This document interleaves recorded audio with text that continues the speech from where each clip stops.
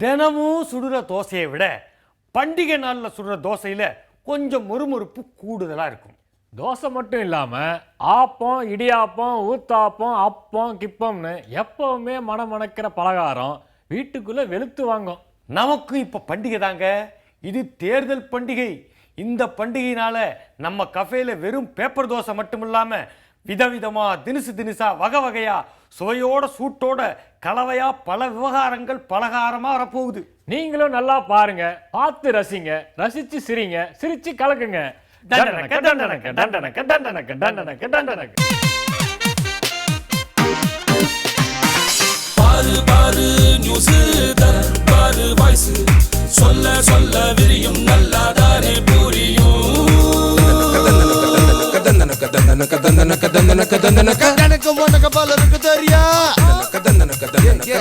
நல்ல செய்தி, கொள்ளை செய்தி, கொலை செய்தி, கொள்ளை செய்தி, நாட்டு செய்தி, வீட்டு செய்தி, நாலாபுரம் நடக்கும் செய்தி. கொத்தமல்லி வாசம் என்னன்னு கேளு, ஏது நீ பாரு. உறுதி உறுதி உறுதி சட்டப்பேரவையில் முதல்வர் உறுதி. கல்வி பெற்ற மாநிலமாக எழுத்தறிவில் சதமடிப்போம். மின்வெட்டு இல்லாத மாநிலமாக தமிழகம் விரைவில் மாறும். சட்டப்பேரவையில் முதல்வர் உறுதி. பேரவையில் பேச வாய்ப்பில்லை, எதிர்க்கட்சிகள் புறக்கணிப்பு. தேமுதிக, திமுக, பாமகவை தொடர்ந்து மனிதநேய மக்கள் கட்சியும் புறக்கணிப்பு. புதிய தமிழகம் கட்சியும் புறக்கணிப்பு. தொடருது தொடருது போராட்டம். கருப்பு துணியால் கண்ணை கட்டி வெள்ளை ஆடை செவிலியர்கள் தமிழகம் முழுவதும் போராட்டம். கூடுதல் பணியிடங்கள் நிரப்ப கோரி கருப்பு துணி கட்டி போராட்டம். தமிழகத்தில் ஆய்வு மையம், நியூட்ரினோ ஆய்வு மையம் மையத்தை உருவாக்க 1450 கோடி மத்திய அரசு நிதி ஒதுக்கியதாக பிரதமர் தகவல். தகவல் பலார் பலார் பலார். டெல்லி சங்க விகார் தொகுதியில் பலார். எம்எல்ஏவுக்கு பலார். தண்ணீர் தட்டுப்பாடு ஆய்வுக்கு சென்ற ஆம் ஆத்மி எம்எல்ஏக்கு கன்னத்தில் பலர். தண்ணீர் மாஃபியா கும்பல் மீது எம்எல்ஏ தினேஷ் மகானியா குற்றச்சாட்டு. கூடி கூடி ஆலோசனை, கூட்டம் நடத்த ஆலோசனை. நாடாளுமன்ற கூட்டத்தை சுமூகமாக நடத்திட அனைத்து கட்சியும் ஆலோசனை. டெல்லியில் கூடி ஆலோசனை. G G G G 2G ஏலம் ஐயா ஏலம், 2G ஏலம். அலைக்கற்றை ஏலம்.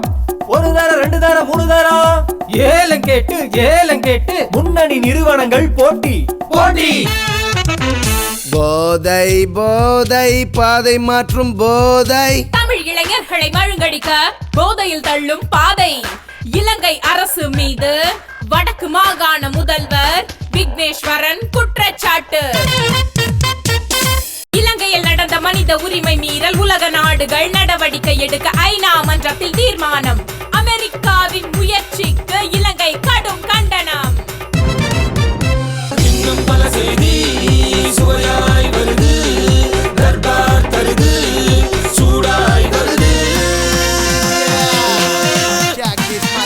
சூப்பரான செய்தி, நம்ம செய்தி.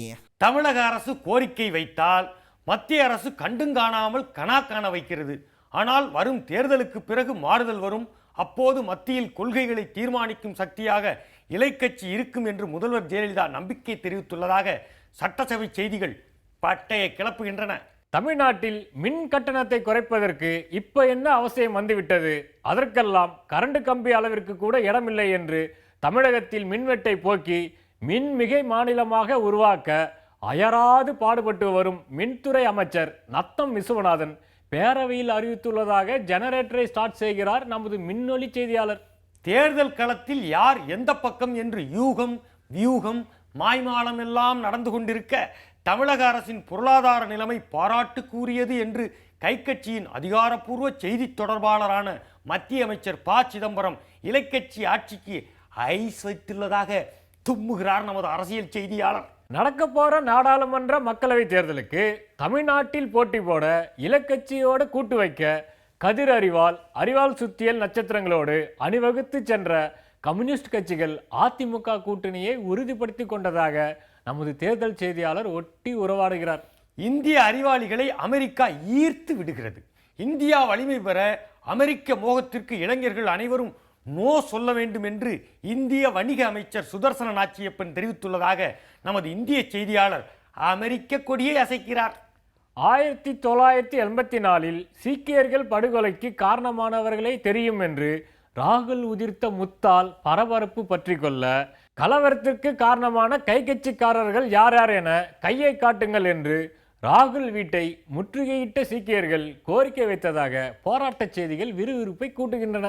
IPL போட்டிக்காக கிரிக்கெட் வீரர்களை ஏலம் எடுக்க பல கோடி பணம் நடமாடி கொண்டிருக்கும் வேளையில் டெல்லியில் விளக்கமாத்து கட்சி சாமாவுக்களை கோடிக்கணக்கில் ஆசை காட்டி இழுக்க தாமரை கட்சி கொக்கி போட்டதாக ஆம் ஆத்மி சாமாவு இருவர் பகிரங்க குற்றச்சாட்டை அள்ளி விட்டுள்ளதாக மணியடிக்கிறார் நமது ஆட்காட்டி செய்தியாளர். அரசியல் வழக்கு போன்று இத்தாலி கடற்படை வீரர்கள் வழக்கும் ஜவ்வாய் இழுத்து கொண்டிருக்கிறது. சீக்கிரம் விசாரணையை முடியுங்கள் என்று மத்திய அரசை உச்சநீதிமன்றம் உசுப்பிவிட்டுள்ளதாக சுறுசுறுப்பாய் பறக்கிறார் நமது மனு நீதிமன்ற செய்தியாளர் என்று கூறிக்கொண்டு அடுத்த செய்திக்கு தாவுகிறோம்.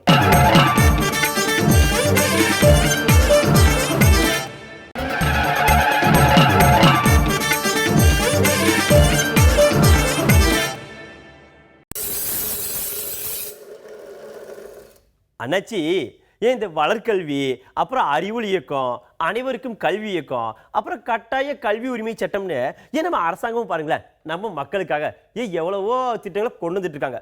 அதுவும் மத்திய அரசாங்கமும் செய்தாங்க, மாநில அரசாங்கமும் செய்தாங்க. இப்படி இருக்கும்போது இந்த யுனெஸ்கோன்னு சொல்லுவாங்க இல்லையா, அதாங்க இந்த ஐநா சபையோட அமைப்பு, அவங்க என்ன செஞ்சாங்கன்னா உலகம் பூரா போய் ஒரு ஆய்வு பண்ணாங்க. அந்த ஆய்வில் கடைசி என்ன சொல்லுதாங்கன்னா, உலகத்திலே பாருங்க எழுத்தறிவு கம்மியா இருக்கிற மக்கள் அதிகமாக வாழ்ற நாடுன்னு நம்ம இந்தியாவை சொல்லிட்டாங்க. கேட்க சங்கடமா இருக்கலாம். அப்புறம் அப்படி சொன்னாங்கன்னு யோசிச்சு பார்த்தா, அப்புறம் நம்ம ஊர்ல பொம்பளை பிள்ளைங்க இருக்காங்க இல்லையா, அவங்க நம்ம சரியா படிக்க வைக்கிறது இல்லை அப்படின்னு சொல்லுதாங்க. ஏன் அப்படி கேட்டா, இந்த பணக்காரங்க இருக்காங்களே அவங்க மட்டும்தான் பொம்பளை பிள்ளைகளை படிக்க வைக்காங்க, இந்த ஏழை பழங்க யாரும் அவங்களோட பொம்பளை பிள்ளைகளை படிக்க வைக்கிறதுன்னு சொல்லுதாங்க. நம்ம நல்லா யோசிச்சு பார்த்தா பொம்பளை பிள்ளைகள் ஸ்கூலுக்கு போகுதுலா, படிக்குதுலான்னு தோணும். ஆனா அவங்க ஆராய்ச்சி பண்ணி சொல்லுதாக அந்த 5ஆம் வரைக்கும் படிக்க பிள்ளைகளுக்கு பாதி பேருக்கு மேல கணக்கே தெரியலையா. நான் என்ன சொல்ல வரேன்னா, ஒரு தரமான கல்வியை கொடுக்க வேண்டியது நம்ம எல்லாரோட கடமை. அதை தரமா கொடுக்கணும்னு வைங்களேன், நாட்டோட ஒட்டுமொத்த வளர்ச்சியும்லாம் பாதிக்கப்படும். என்ன சொல்றது? அண்ணாச்சி, நேற்று இந்த மாதிரி தான் மூச்சு இறைக்க கத்தி கத்தி வியாபாரம் பண்ணமே அப்படின்னு சொல்லிட்டு வீட்டில் போயிட்டு ரெஸ்ட் எடுக்கலாம் அப்படின்னு வீட்டுக்கு போயிட்டு டிவியை போட்டேன். அப்போ ஒரு அழகான படம், இந்த வறுமை நிறம் சிகப்பு படம் இருக்கு இல்லையா, அந்த படத்தை போட்டாங்க. அடடா, அந்த காலத்தில் இளைஞர்கள்லாம் வேலை இல்லாமல் எவ்வளோ கஷ்டப்பட்டாங்க, சோத்துக்கு என்னென்னலாம் பிளான் பண்ணாங்க அப்படின்னு சொல்லிட்டு அழகாக காமிச்சிருப்பாங்க. அதை பார்த்த உடனே சரி படம் முடிஞ்சிட்டு நம்ம வியாபாரம் பார்க்கணும்னு சொல்லிட்டு வியாபாரம் பார்க்க ரோட்டுக்கு வந்தால் அதே மாதிரி ஒரு கூட்டம், 4-5 கூட்டம் வேலை இல்லாமல் என்னென்னமோ பண்ணிட்டு இருந்தாங்க. அப்போ தான் இந்த சர்வதேச தொழிலாளர் அமைப்புன்னு ஒன்று இருக்குது, அவங்க ஒரு அறிவிக்கை வெளியிட்டாங்க. அந்த அறிவிப்பு நம்ம மனசுக்குள்ளே வந்தது. அவங்க இந்திய நாட்டு மக்களுக்கு என்ன சொல்கிறாங்கன்னா, எல்லாரும் கேட்டுக்கிடுங்க, உங்கள் நாட்டில் கடந்த 10 வருஷமாக இல்லாத அளவுக்கு இந்த வருஷம் வேலையில்லா திண்டாட்டம் அதிகமாக இருக்குன்னு சொல்லியிருக்காங்க. அப்போ தான் யோசிச்சு பார்த்தேன். ஆமாம், ஏன்னா ரொம்ப நாளாக வேலையில்லா திண்டாட்டம் இருந்தது. நடுவில் இந்த சாஃப்ட்வேர் கம்பெனிக்காரங்களாம் இருக்காங்க இல்லையா, அவங்க நம்ம நாட்டுக்குள்ளே படித்தவன், அதிகமாக படித்தவன், திறமை இருக்கிறவன், தகுதி இருக்கிறவன் இதெல்லாம் பார்க்காம எல்லாருக்கும் வேலை கொடுத்து எல்லாருக்கும் சம்பளமும் கொடுத்தாங்க. இதை பார்த்த கிராமத்தில் இருக்கவங்க விவசாயத்தை விட அதில் நிறைய காசு பார்க்கலான்னு சொல்லிட்டு விவசாயம், தொழில், வியாபாரம் எல்லாத்தையும் விட்டு பட்டணம் பக்கம் வந்துட்டாங்க. இதனால் இந்த விவசாயம், அங்கே இருக்க வியாபாரம்லாம் பார்க்கறதுக்கு ஆள் கிடையாது. அந்த வியாபாரத்தை பார்த்துருந்தாங்க இல்லையா, அந்த தொழில் அடைஞ்சதுனால அந்த வியாபாரம் பார்த்தவங்களுக்கு வேலையும் கிடையாது. அவங்களும் இந்த கிளம்புறம் பாரு பட்டணத்துக்குன்னு, சினிமா நடிக்க போகிறேன், சாஃப்ட்வேர் படிக்க போகிறேன்னு சொல்லிட்டு பட்டணத்துக்கு வந்துட்டாங்க. அதனால கடந்த 2 வருஷமாக நிறைய வேலையில்லா திண்டாட்டம் வந்துருச்சு அப்படின்னு சொல்லிட்டு அவங்க சொல்லிட்டு இருக்காங்க இல்லையா. இதுக்கு அவங்களே தீர்வு சொல்லியிருக்காங்க. என்ன காரணம்னு சொல்லியிருக்காங்க. என்னன்னா, அப்பா நம்ம இந்திய நாட்டில் தொழிலில் முதலீடு போடுறதுக்கு ஏகப்பட்ட சட்டத்திட்டங்கள்லாம் இருக்குது. அதனால தான் இந்திய முதலீட்டாளர்கள் வெளிநாட்டு கம்பெனி மேலே முதலீடு பண்ணுறாங்க.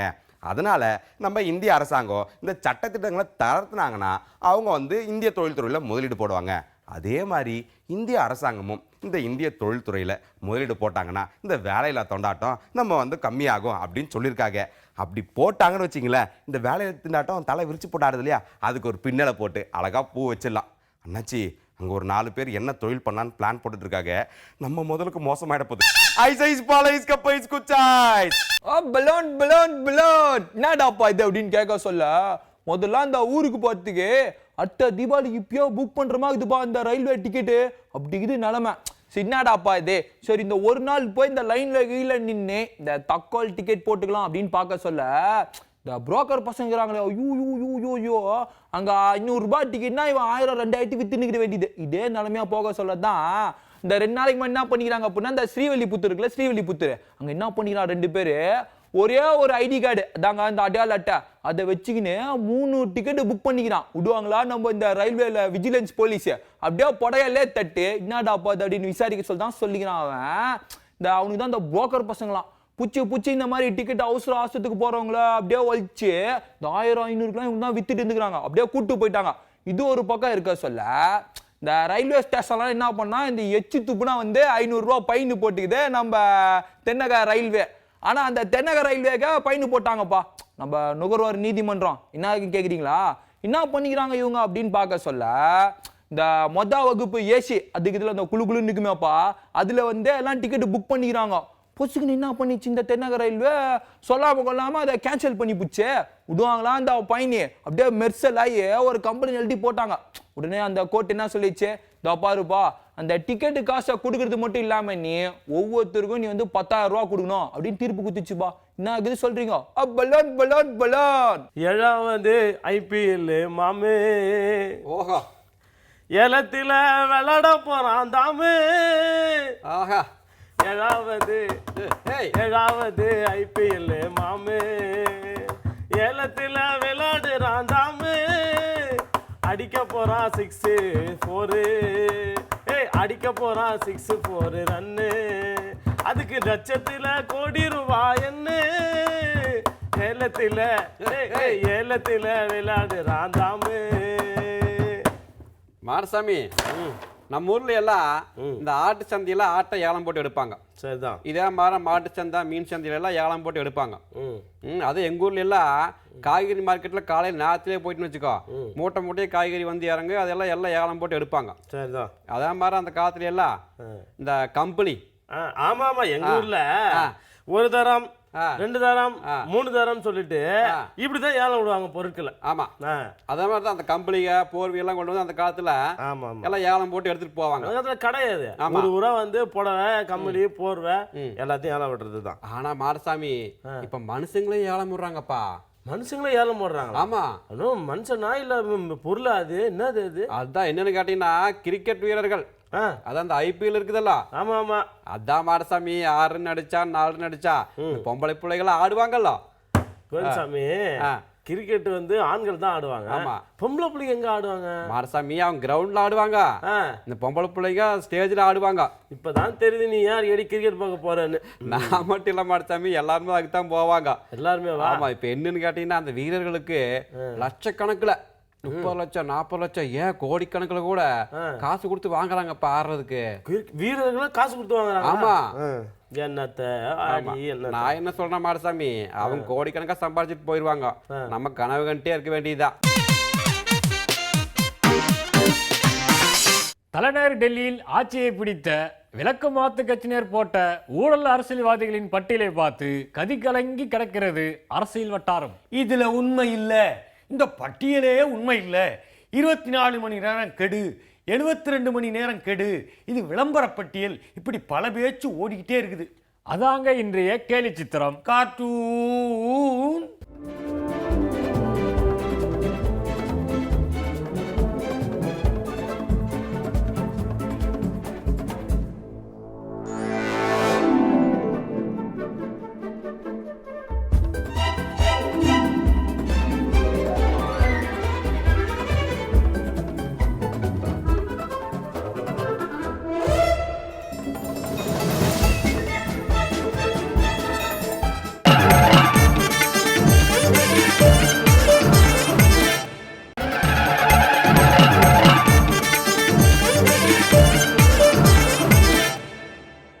தெலுங்கானா பிரச்சனைக்கு ஆதரவோ எதிர்ப்போ 2ல் ஒரு பக்கம் நின்னாதான் ஓட்டு கேட்டு ஊருக்குள்ள போக முடியுங்கிற நிலைமை ஆந்திராவை ஆட்டி படைச்சிக்கிட்டு இருக்குது.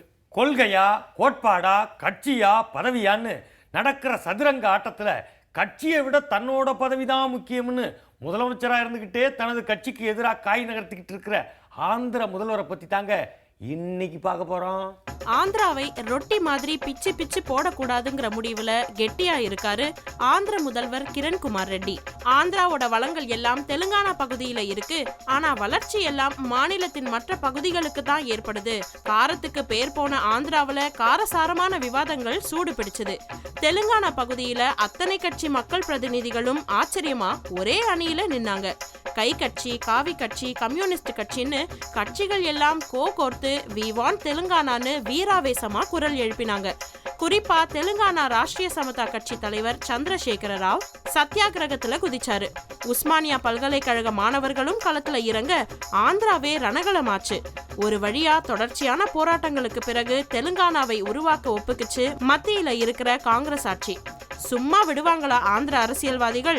இப்போ எங்க டர்ன்னு சொல்லி போராட்டத்தை இந்த பக்கம் இருந்து ஆரம்பிச்சிருக்காங்க. ஆந்திராவை பிரிக்க கூடாது, ஐக்கிய ஆந்திரா தான் வேணும்னு பொதுமக்கள் போராட்டத்துல குதிச்சாங்க. இப்படி ஆந்திராவை பிரிக்க கூடாது, ஐக்கிய ஆந்திரா தான் வேணும்னு பல குரல்கள் கேட்கவும் சடார்னு சுதாரிச்சாங்க ஆந்திர அரசியல்வாதிகள். இப்ப இந்த குரல்களுக்கு ஆதரவு தரலைனா நம்ம ஓட்டுக்கு வேட்டு வந்துடும்னு முடிவு பண்ணினவங்க ஐக்கிய ஆந்திராவுக்கு ஆதரவு கொடுத்தாங்க. தெலுங்கு தேசம் சந்திரபாபு நாயுடுவில் ஆரம்பிச்சு YS ராஜசேகர ரெட்டி மகன் ஜெகன்மோகன் ரெட்டி, சிரஞ்சீவி வரைக்கும் அரசியல் சதுரங்கம் ஆட ஆரம்பிச்சிருக்காங்க. அதுக்கு பிறகு CM ஆன கிரண்குமார் ரெட்டியும் கெட்டியா பிடிச்சுக்கிட்டாரு இந்த கோஷத்தை. தெலுங்கானா மசோதா இந்திய நாடாளுமன்றத்துல நிறைவேற்றி அதை ஆந்திர சட்டசபையில நிறைவேற்ற அனுப்பி வச்சாங்க. அதை அப்படியே 3 வாரம் வரைக்கும் மாற வச்சு கிரண்குமார் ரெட்டி ஆந்திரா சட்டசபையில அமளியானது எல்லாம் பார்த்து சைலண்டா ரசிச்சாரு. இந்த மசோதாவையும் ஜனாதிபதிக்கே திருப்பி அனுப்புறதா முடிவெடுத்தவரு ஜனாதிபதியை சந்திக்கவும் முடிவெடுத்திருக்காரு. இப்ப இருக்கிற நிலைமையிலேயே மசோதாவை நிறைவேற்றினா அரசியல்ல இருந்தே விலகிடுவேன்னு மிரட்டல் விடுத்திருக்காரு கிரண்குமார் ரெட்டி. இப்போ ஆந்திரா மக்களோட உணர்வு பூர்வமான பிரச்சனையை அரசியல்வாதிங்க ஊறுகாய் மாதிரி பயன்படுத்துறாங்கன்றது அப்பட்டமா தெரியுது. அதுவும் சாதாரண ஊறுகாய் இல்லைங்க, காரமான ஆந்திரா கோங்கரா ஊறுகாய். கன்னித்தீவு கதை மாதிரி தெலுங்கானா கதையும் நீண்டுகிட்டே போகுது.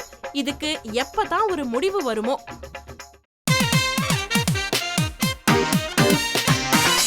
மார்ச் ஏப்ரல்லாம் அரசியல்வாதிகளுக்கு தேர்தல் வந்துடும்னா அது 3 வருஷத்துக்கு ஒரு தடவை, ஆமாம் 5 வருஷத்துக்கு ஒரு தடவை இந்த பயம் வரும். ஆமாம். இந்த நாட்டில் இந்த பசங்களுக்கெல்லாம் பார்த்தீங்கன்னா இந்த மார்ச் ஏப்ரல்னா ஒன்று லீவ் ஒன்று ஞாபகம் வரும். ஆமாம். அதுக்கு முன்னாடி பரீட்சை ஞாபகம் வருமே, பரீட்சை பயம் வரும். பயம் அது ஞாபகம் வரையிலே பயம்தான். ஆமாம். உலகத்தில் எந்த நாட்டிலையும் இப்படி தேர்வு பயம் எந்த நாட்டிலையும் கிடையாது. நம்ம நாட்டில் இந்த தேர்வு வச்சு அது செலக்ட் பண்ணுற முறையே வேறு. அதை வச்சு தான் இவன் அறிவாளியா இல்லையான்னு கண்டுபிடிக்கிறாங்க. ஆமாம், அவன் வருஷம் பூரா படிக்கிறதுல 10 கேள்விக்கு பதில் சொன்னால் அறிவாளின்னு முடிவு பண்ண முடியுமா? அந்த கரெக்டாக 10 கேள்வி தெரியாதவன் மற்றதெல்லாம் தெரிஞ்சு அந்த 10 கேள்வி தெரியாதவன் முட்டாள்னு சொல்லிடுறதா? ஆமாம். அதுலேயும் சில பேர் அந்த கடைசி கட்டத்தெல்லாம் படிப்பான், அப்பப்போ பிரட்டிட்டு போவான். அதை அந்த 1 மணி நேரத்துக்கு முன்னாடி பிரட்டுவான் பாருங்க, பரபரன்னு பிரட்டி அப்போ தான் ஞாபகம் வரும். நல்லா படித்தவங்க ரிலாக்ஸாக போய் எழுதிடுவான், அது பிரச்சனை இல்லை. அப்போ தான் படிப்பான் பரீட்சைக்கு முன்னாடி ஒரு நேரத்தில். ஆமாம், அந்த தேர்வு வருதுன்னாவே பயம். சில பேருக்கு ஃபீவர்லாம் வந்துடும், காய்ச்சல் வந்துடும், அப்படியே பயந்து வந்துடும். அதுலேயும் இந்த 10ஆவதுக்கு அப்போ தான் அந்த பயமுறுத்திடுவாங்க.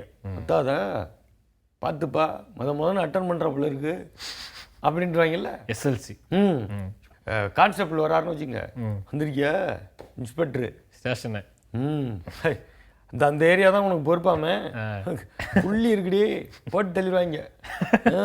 அங்கெல்லாம் வச்சு இப்படின்னா அவன் வேலையை பார்ப்பான், போயிட்டே அப்படி தான் அந்த எக்ஸாம்னு பயமுறுத்தி விட்டுருவாங்க. பெரிய அதும்பா அப்படியே அதும்பா இதும்பா அவன் டென்ஷன் ஆயிடுவான். அது அந்த நேரத்தில் தான் படிப்பான். இப்போ திடீர்னு இப்போவே சொல்கிறாங்க இந்த தேர்வே வேண்டாம், தேர்வுங்கிறது வருஷத்தில் ஒரு நாள் வைக்காத, வருஷம் பூரா அந்த தேர்வை நீ கவனிச்சுக்கிட்டே இரு, ஒவ்வொரு மாணவனுக்கும் போட்டு ரெக்கார்ட் போட்டு மார்க் போட்டுக்கிட்டே வாங்க. அப்படி ஒன்று போடும்போது எல்லா ஆக்டிவிட்டீஸுக்கும் மார்க் போடு, அப்போ அவன் பாஸ் ஃபெயிலுங்கிறதெல்லாம் அப்போ பார்த்துக்கலாம், கடைசியாக பார்த்துக்கலாம் அப்படின்னு சொல்கிறாங்க. இருந்தாலும் அந்த பப்ளிக் எக்ஸாம்னு ஒன்று சொல்கிறாங்க. பப்ளிக் ஆமாம், பப்ளிக் எக்ஸாம்னா ரூமுக்குள்ளே தான் எழுதுறாங்க. அது எப்படி பப்ளிக்னு எனக்கு புரியல. ஆனால் பப்ளிக் எக்ஸாம் அதுவும் யாரும் உள்ளே போகக்கூடாது, அது ஏரியாவுக்குள்ளே போகக்கூடாது. போலீஸ் காவல்லாம் போட்டு இப்படி போட்டு அப்படி போட்டு அதை அப்படி போட்டு அப்படி கதவை ரூமை சாத்தி பின் ட்ராப் சைலண்ட் நடக்குது. அதுக்கு பேர் பப்ளிக் எக்ஸாமா? அது தனியாக வைக்கிற எக்ஸாம் அது. ஆமாம், அதுக்கு பப்ளிக் எக்ஸாம்னு வச்சு விட்றாங்களா? அதில் போய் உட்காந்து அவன் இந்த முறையே மாறினோன்னு பேந்த ஒழிப்பான். இதில் புதுசாக 10:15 ஆரம்பிக்குதுன்னு வச்சுங்க. அது இந்த கிராமத்தில் இப்போ திடீர்னு 9:15 ஆரம்பிக்கிறாங்களாம் 10ஆவதுக்கு. ஏன் அந்த மாதிரி?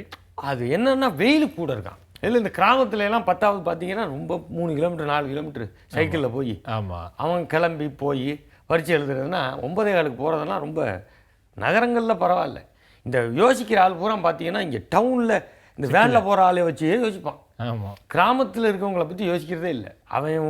அவன் இப்போ குளிக்கிற கூட தண்ணி இல்லை. கிராமத்தில் எந்த பைப்பில் தண்ணி அவன் எங்கே போய் குளிப்பான்? குளிக்கிறதுக்கு 3 கிலோமீட்டர் போயிட்டு அப்புறமா வீட்டுக்கு வந்து அப்புறம் 3 கிலோமீட்டர் ஸ்கூலுக்கு போகணும். அப்படி வாழ்கிறான். அங்கே போய் அவன் எப்படி 9:15 போகிறான்னு தெரியல. அவன் பிரச்சனையா திடீர்னு அறிவிச்சிருக்காங்க.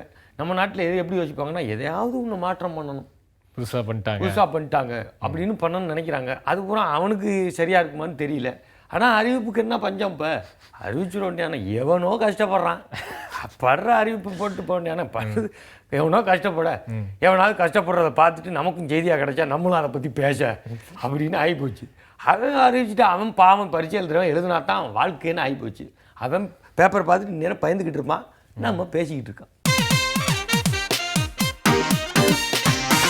விடாது பெய்கிற அடமழை மாதிரி விடாம துரத்த நாடாளுமன்ற தேர்தல் வரப்போகுது. தேர்தல் ஆணைய அறிவிப்பு எப்போ வரும்னு அரசியல் கட்சிகளும் கண்ணுல விளக்கெண்ணெயை ஊத்திக்கிட்டு காத்துக்கிட்டே இருக்காங்க. அது வரைக்கும் பரபரப்புக்கும் பஞ்சம் இருக்காது. எங்க என்ன நடந்தாலும் எடுத்து சொல்ல நாங்க இருக்கோம். அடுத்த பேப்பர் தோசைக்காக ஆவலோட காத்திருங்க. டண்டனக்க டண்டனக்க டண்டனக்க டண்டனக்க டண்டனக்க டண்டனக்க. பாரு பாரு நியூஸ் பாரு வாய்ஸ் சொல்ல சொல்ல விரியும் நல்லாதானே புரியும்.